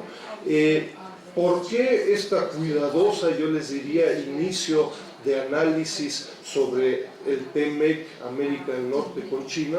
Porque creo que estamos en una profunda transición, ¿no? En forma agregada, se ha discutido con mucho detalle todo un proceso de integración de la región de América del Norte, en donde la cadena, yo insistiría mucho en el concepto de cadena y no industria, la cadena autopartes automotriz jugó un papel muy importante en este periodo 94-2000 de integración en la región de América del Norte, de profundísima desintegración en el 2000-2017 de la región, ¿no?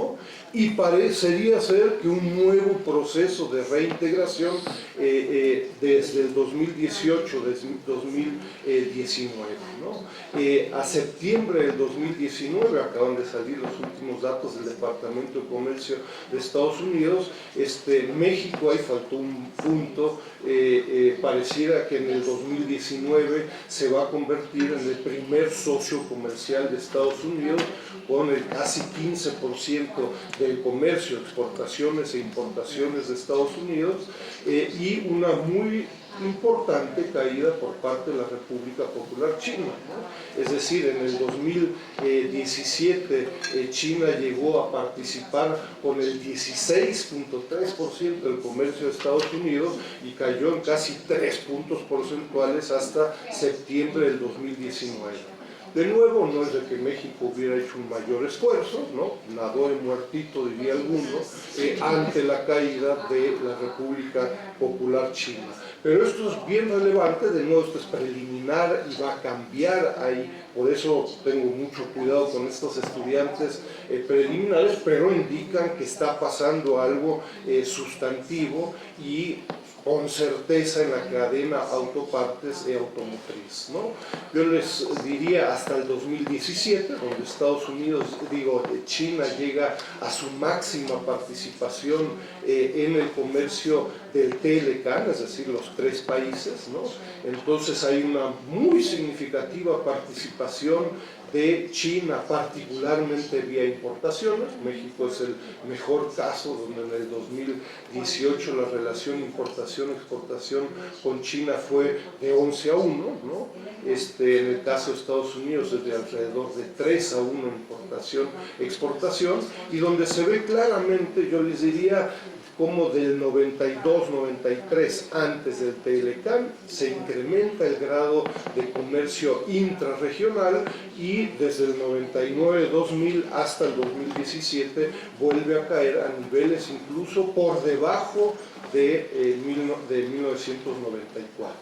Más relevante que ello es el nivel tecnológico y la composición del comercio, y ahí la cadena autopartes automotriz juega un papel muy relevante, ¿no? Es decir, desde la perspectiva de los 3 países de América del Norte, las importaciones de América del Norte que provienen de China, pues en la actualidad casi el 60% son de nivel tecnológico medio y alto. La brecha entre importaciones y exportaciones es verdaderamente llamativa, es decir, el nivel tecnológico de lo que China exporta a Estados Unidos es significativamente mayor al de las importaciones. Y destaco, es reiterar el argumento, la enorme importancia de China en las importaciones de la región de América del Norte como el principal proveedor de bienes de capital, ¿no?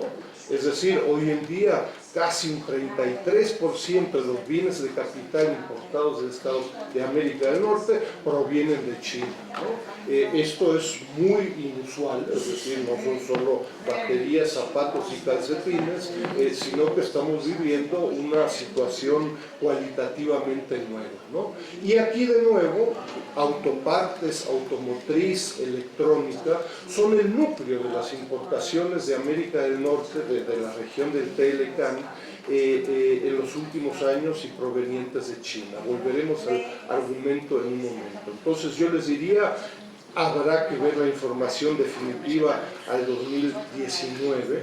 Pareciera ser que estaremos viviendo un proceso de reintegración de la cadena autopartes automotriz y del TLCAN.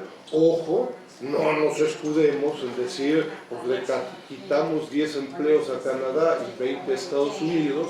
La competencia de la Organización Industrial de América del Norte vis-a-vis China es probablemente el núcleo de toda una competencia mucho más allá de una guerra comercial, sino que tecnológica en el corto, mediano y largo plazo.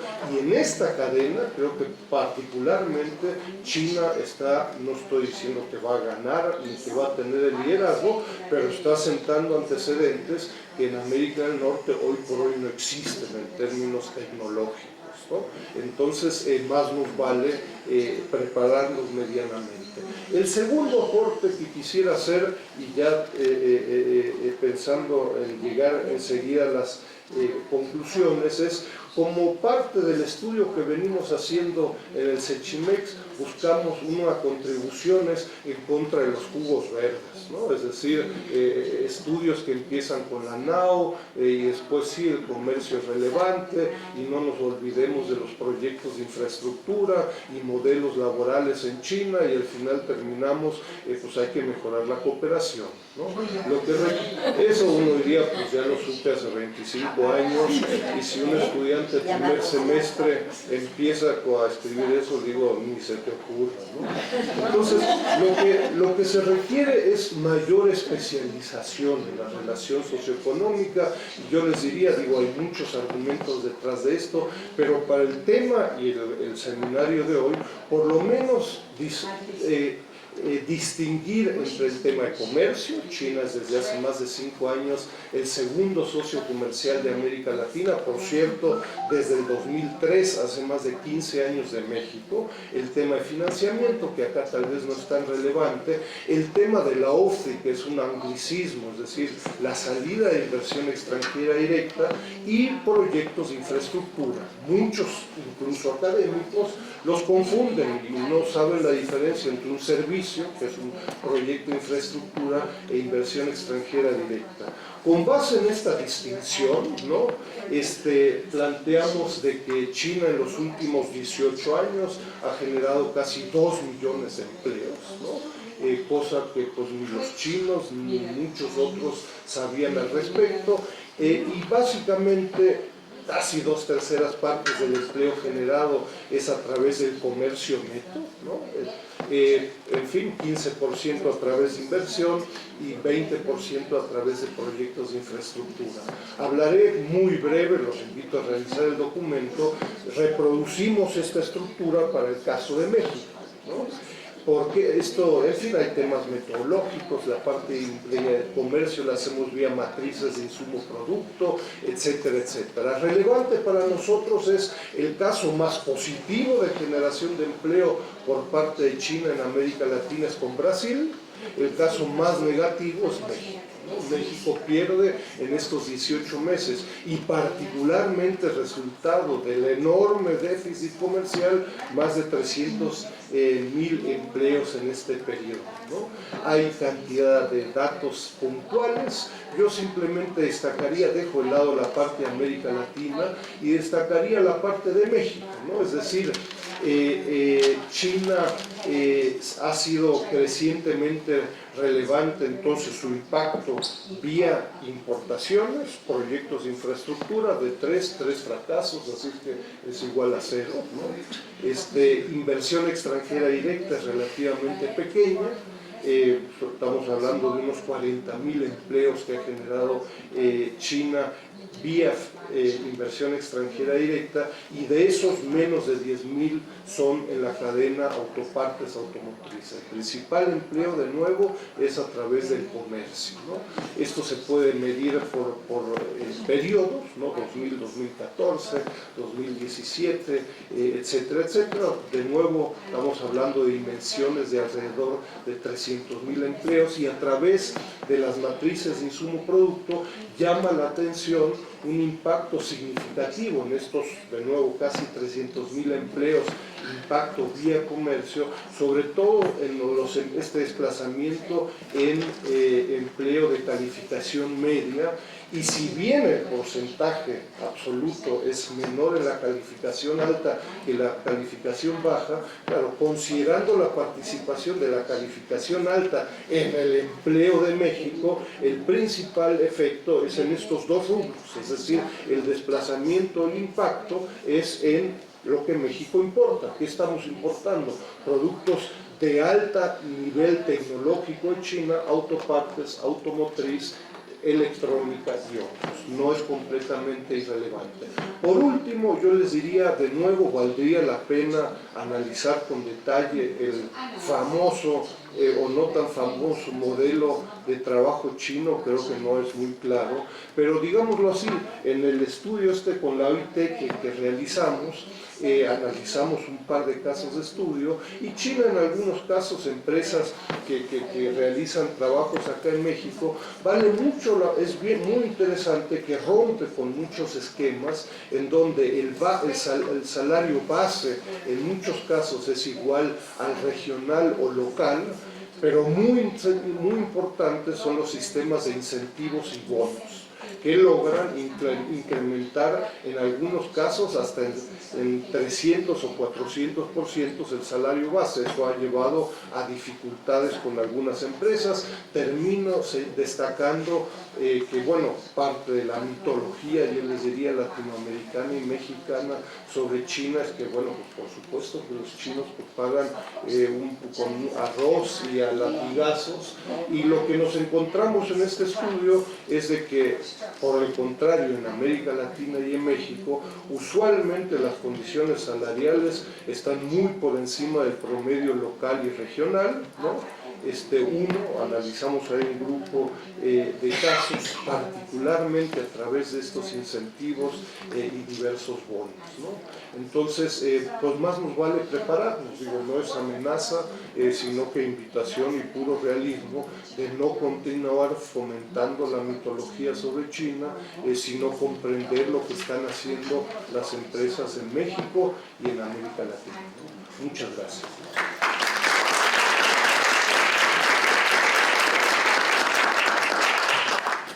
Muchas gracias, profesor Dussault. Yo creo que el tema de China es importante porque representa para estos meses como el cuarto socio de Telecán, o el socio no invitado de Telecán, ¿no? Entonces, en otros paneles estuvimos como bailando alrededor del impacto de China, y yo creo que tu presentación ya deja muy claro los retos que el crecimiento del sector automotriz china representa para América del Norte, ¿no? Estamos más o menos bien con tiempo, estamos un poco rechazados, nos dicen eso. Entonces, a mí me gustaría abrir el foro para unas tantas preguntas, tal vez unas 3 preguntas, y a ver cómo vamos. Por favor, alguien que pueda ayudar con el micrófono.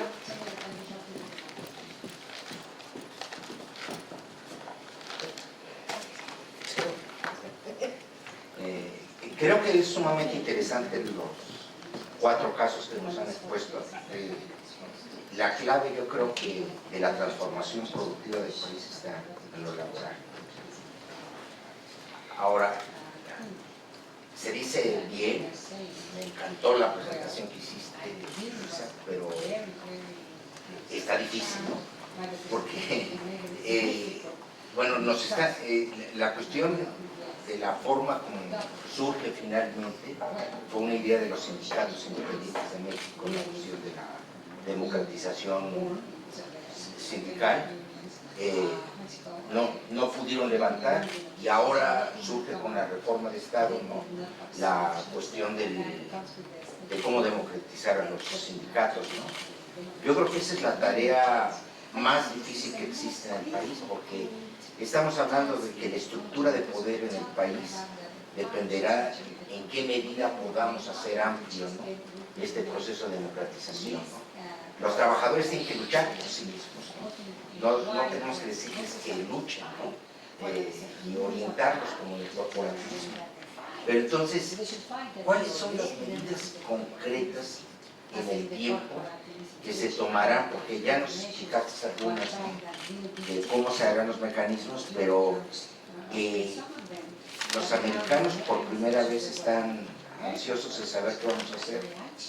Vino la Comisión de Diputados, ¿no?, y la Comisión de Diputados. ¿Hay algún acuerdo para, entre ambos países para ir monitoreando entre ambos el proceso de democratización? ¿O simplemente vas a dejarse del lado mexicano y el lado mexicano es el que va a ir poniendo las bases para ese proceso, ¿no? Esa sería una pregunta. Y bueno, yo creo que retomando de lo demás, es la industria automotriz es un caso bien difícil, ¿no?, porque pues es la principal industria manufacturera del país.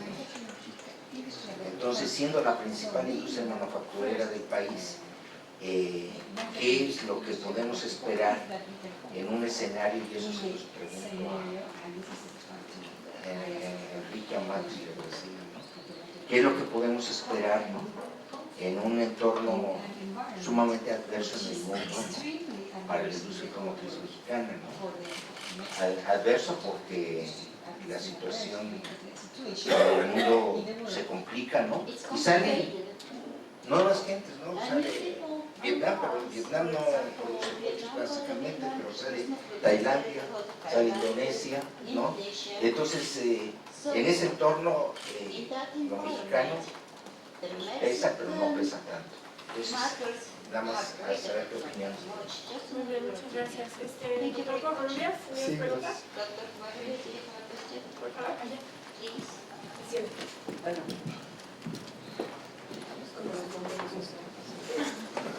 Bueno, excelentes presentaciones, felicidades y particularmente a la secretaria.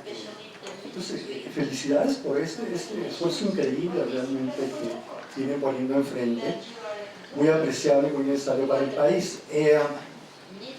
En esto que comentaba Graciela, hay un estudio de KPMG que muestra que la competitividad de la industria automotriz la han tomado, puesto en perspectiva de país emergente y desarrollado, México y Estados Unidos.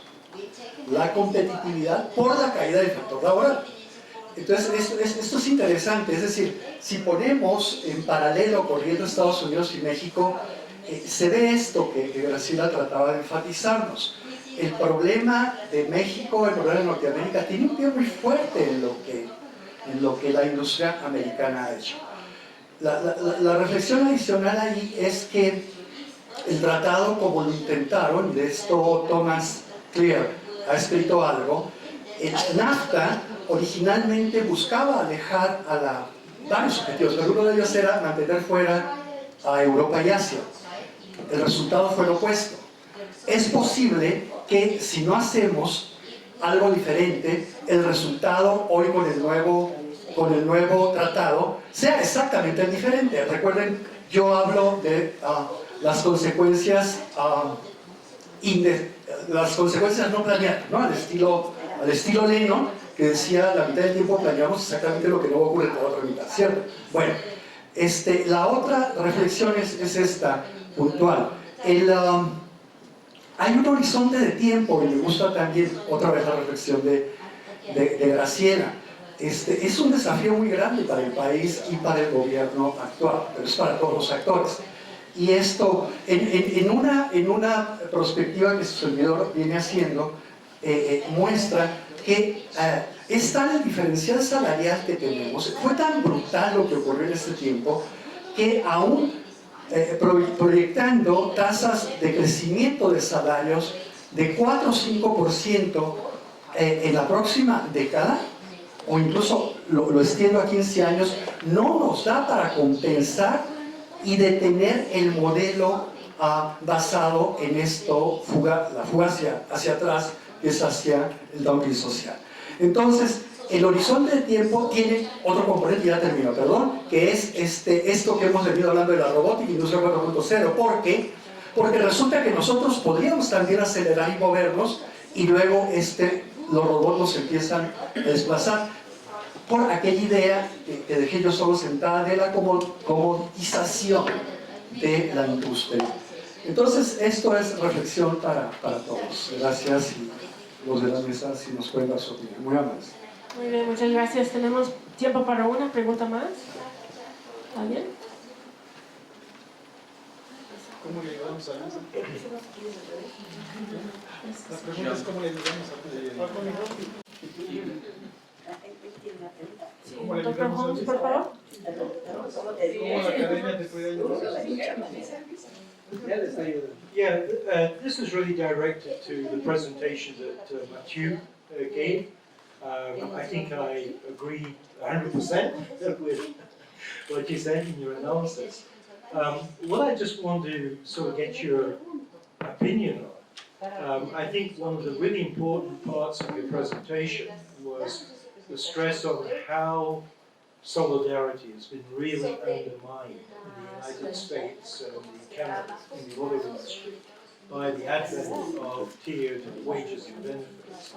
And I think this has been reflected. I mean, if we look at the last several rounds of collective bargaining, the union has really struggled to get ratification of those agreements.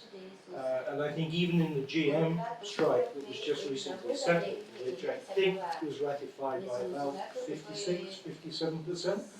But now, I mean, the UAW settled with Ford in 3 days. And GM workers are saying, was it worth it that we were out on strike for 40 days? So I'd be interested in your views as to how this erosion of solidarity is going to play out going forward in the sense of the undermining of union strength in Canada and the United States. Thank you, Dr. Holmes. A mí me gustaría empezar, Matthew, con usted, con esta pregunta, Matthew. I'd like for you to start with the question and answers. If you could answer that question, and then we'll move down the line to Dr.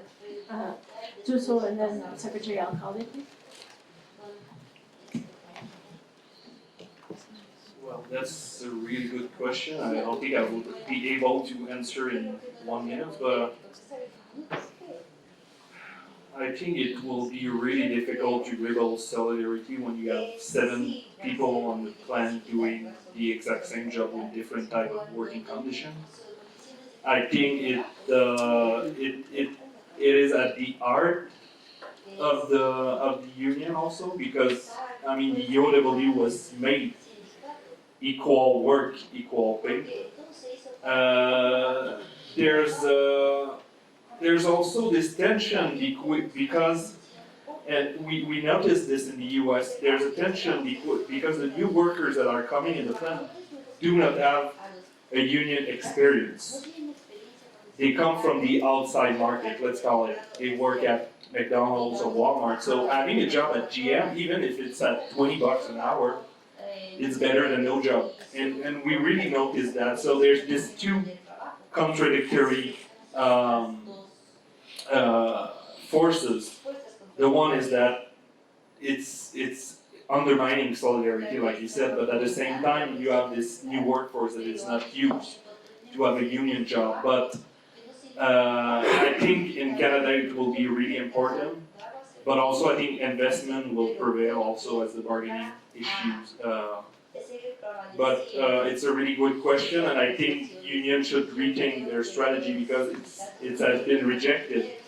And the last round also in 2016, where Fiat Chrysler workers rejected because of this, go get a better deal because on the shop floor, it's unsustainable. So it's really at the heart of the union, and I think it will prevail also. Sorry if I'm not clear, but we don't have enough time to. Produzo, por favor. Sí, digo, de la presentación, espero entonces que haya quedado claro, yo creo que no existe una competencia como tal entre México y China, creo que estamos en segmentos, tecnologías, desarrollo de tecnologías completamente diferentes, propiedad de la tecnología por parte de China, sin que fuera un cuento color rosa. Por cierto, es bien interesante que los salarios y los beneficios en China son actualmente significativamente superiores a los chinos, ¿no? Yo siempre digo con un poco de sarcasmo, durante 20 años nos la pasamos criticando los salarios chinos. Ojo, no vaya a ser que ahora China nos revierta eso, ¿no? Entonces, y por último, en términos de escenarios, ¿no? Yo creo que buena parte de la responsabilidad estará sobre todo por parte de la Secretaría de Economía, si tenemos capacidad de salir de esta, yo creo que camisa de fuerza de la Organización Industrial de América del Norte y atraer inversiones y lograr asociaciones con empresas, yo insistiría, empresas chinas, ¿no? Es decir, acá hay esfuerzos y estudios de caso interesantes de Mint, de Thomson Electronics, de todo el grupo de empresas chinas que lentamente han hecho esfuerzos interesantes. Pero hoy por hoy la Secretaría de Economía no entiende esto, no ha hecho esfuerzos y cree que automáticamente, como maná del cielo, en México se va a beneficiar de la guerra comercial entre estos dos países, lo cual es iluso, ¿no? Es decir, China puede invertir en 200 países y México es uno de esos, ¿no? Pues rápidamente quizá comentar solamente dos temas. Uno tiene que ver con el monitoreo. Ahorita, como muchos de ustedes saben, pues parte de la discusión con miras a la ratificación del TEMEC en Estados Unidos tiene que ver justamente con el enforcement, ¿no? Muy bien, ya hicieron las leyes, ya está todo este plan, ya están los plazos, pero la implementación, el Estado de Derecho, ¿se podrá o no cumplir con todo esto? Yo creo que a diferencia de lo que pasó en el Telecan y que también parte esta preocupación que tiene Canadá y Estados Unidos, pues parte de que en el Telecan pues, simplemente no se cumplió, digamos, con compromisos que se habían asumido. Pero bueno, creo que hay obviamente diferencias abismales, uno en la intención del gobierno y en términos de prioridad de proyecto de nación. Y lo segundo sí tiene que ver con mecanismos que hoy se están de alguna manera negociando todavía, ¿no? Nos comentaba el subsecretario Seade que se está planteando la posibilidad, por ejemplo, de que existan estos paneles que si bien existieron en el TLC no funcionaron porque no había capacidad de convocarse, en fin. Entonces la idea es que puedan existir no solo para lo laboral, también para lo comercial, ¿no? Estados Unidos no quería que se entrara a lo comercial, decía sí a lo laboral y en general se está tratando pues, obviamente de que todo entre en esa posibilidad. Es una cosa que veremos, me parece, en los próximos días. También estamos colaborando mucho con el Departamento de Trabajo de Estados Unidos, incluso con Canadá también, en apoyos concretos de capacitación de nuevos operadores, cuestiones tecnológicas, por ejemplo, para el nuevo modelo y la comunicación entre las diferentes instituciones y autoridades que participan. Aquí algunos nos van a estar ayudando de hecho en esos proyectos y bueno, creo que como bien dices tú hay un reto de implementación, pues yo focalizaría un poco lo que dijo Graciela. Creo que uno de los enormes retos es que si bien este modelo laboral me parece que va a ser implementado y bien, pues el reto es qué pasa con los trabajadores que ahora teniendo la posibilidad de pertenecer o no pertenecer a un sindicato, de tener o no contratos colectivos, pues cuál realmente va a ser la visión que ellos tienen respecto a si les conviene o no les conviene. Si históricamente no les ha convenido, para muchos ha sido incluso es una obligación el estar apopinando en las cuotas salariales, ven en su recibo de pago que tienen que estar pagando algo que pues nunca les benefició. Claro que lo otro va a significar todo un reto, ¿no? Se nos pregunta mucho, bueno, entonces automáticamente van a empezar a haber muchísimas organizaciones sindicales democráticas. Pues vamos a vivir un proceso, me parece, incluso porque las nuevas generaciones, como ustedes saben, pues les hablas de contrato colectivo y dicen eso con qué se come. O sea, ya no es algo que esté presente, ¿no? Y también el autoempleo está muy presente y hay muchas más deseos de pertenecer o de tener esas facilidades, en fin. Pero lo cierto es que se necesitaban esas bases para empezar a tratar de direccionar y convencer que las organizaciones colectivas convienen en lo colectivo porque eres más fuerte y tienes mejores posibilidades de negociar y incrementar tus condiciones laborales. Entonces, pues yo creo que será un proceso, pero más que específicamente la implementación de que si el tribunal o que si el registro, yo creo que por ahí eso se va a cambiar. Lo otro es una cuestión más cultural que habrá que ir trabajando, ¿no? Bueno, cuando en los años 90 empezamos a tratar esto del Tratado de Libre Comercio con papá y la mamá, por supuesto, de Luisa, yo recuerdo que teníamos reuniones en Canadá, en Estados Unidos, y los colegas de los sindicatos de esos países nos preguntaban a nosotros que cómo hacíamos las campañas de organización en la puerta de la fábrica. Nosotros nos mirábamos y le decíamos, ¿de qué me hablas aquí? Cuando antes de que haya una fábrica ya hay un contrato colectivo y los trabajadores tienen a fuerzas que estar con ese sindicato y ese contrato colectivo. Y entonces les decíamos nosotros a ellos, ¿y ustedes cómo hacen con los contratos de protección? Y ellos nos decían, ¿cuáles contratos de protección? Acá nosotros no podemos armar sindicatos a menos que después de varios años logremos convencer a los trabajadores de que hay que votar a favor en una campaña de sindicalización. Bueno, así empezamos hace muchos años y yo creo que yo lo planteé en un libro en el año 2000. En realidad, la verdad sí se pueden comparar peras y manzanas. ¿Por qué? O manzanas y naranjas, como dice un artículo. Porque por los mismos caminos no lo hubiéramos detectado, pero podemos ver que el modelo chino, el modelo estadounidense, el modelo mexicano, son modelos iguales desde el punto de vista de la unilateralidad con que se deciden las condiciones de trabajo.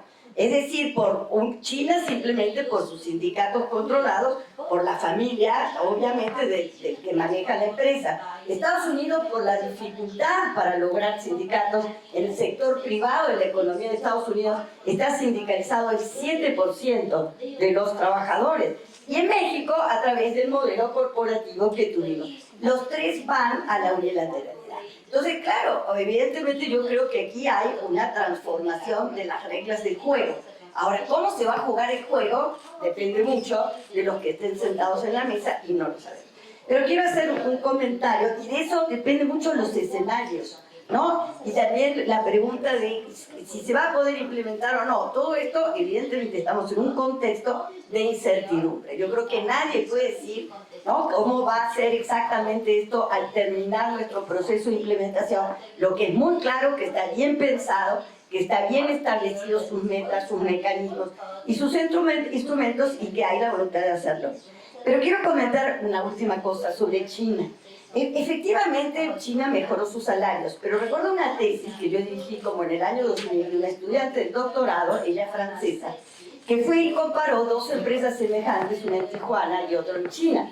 Y cuando llegó ella a hacer su primera entrevista, el trabajador de la maquiladora china le preguntó de dónde venía. Ella dijo, soy francesa, pero vengo de México. Y él le dijo, vienes de México, ese país donde explotan a los trabajadores de las maquiladoras. Y así comienza la tesis de Laurence Pantan, que es de alrededor del año 2000-2002 y está en la biblioteca de la Flaxo. Pero el modelo chino es cierto que mejoró los salarios, pero oye, no podemos hablar de esto como que todas las empresas chinas mejoraron los salarios, ni mejoraron el estilo despótico del manejo de las relaciones laborales. La formación de sindicatos no existe, no hay bilateralidad. Hay bonos, pero los trabajadores chinos no tienen a veces ni siquiera un descanso semanal ni un descanso en el mes. Es decir, es un régimen despótico, laboral despótico, que sí, porque el éxito chino en ciertos sectores mejoró los salarios, de acuerdo, pero tampoco pensemos que el modelo chino logró resolver por la unilateralidad el problema de la justicia y del reparto de los resultados de los procesos económicos. Entonces, en este sentido, creo que tenemos un grave problema en el mundo, ya lo sabemos, y cuando hablemos del futuro del trabajo, tenemos que pensar que el futuro del trabajo, la capacidad de evitar la precarización de los empleos en el mundo, va a depender, si es que es posible, del Estado y de la acción colectiva. Y no solamente no pensar que puede ser unilateralmente una decisión de las empresas chinas, estadounidenses o de donde quiera. Muchas gracias.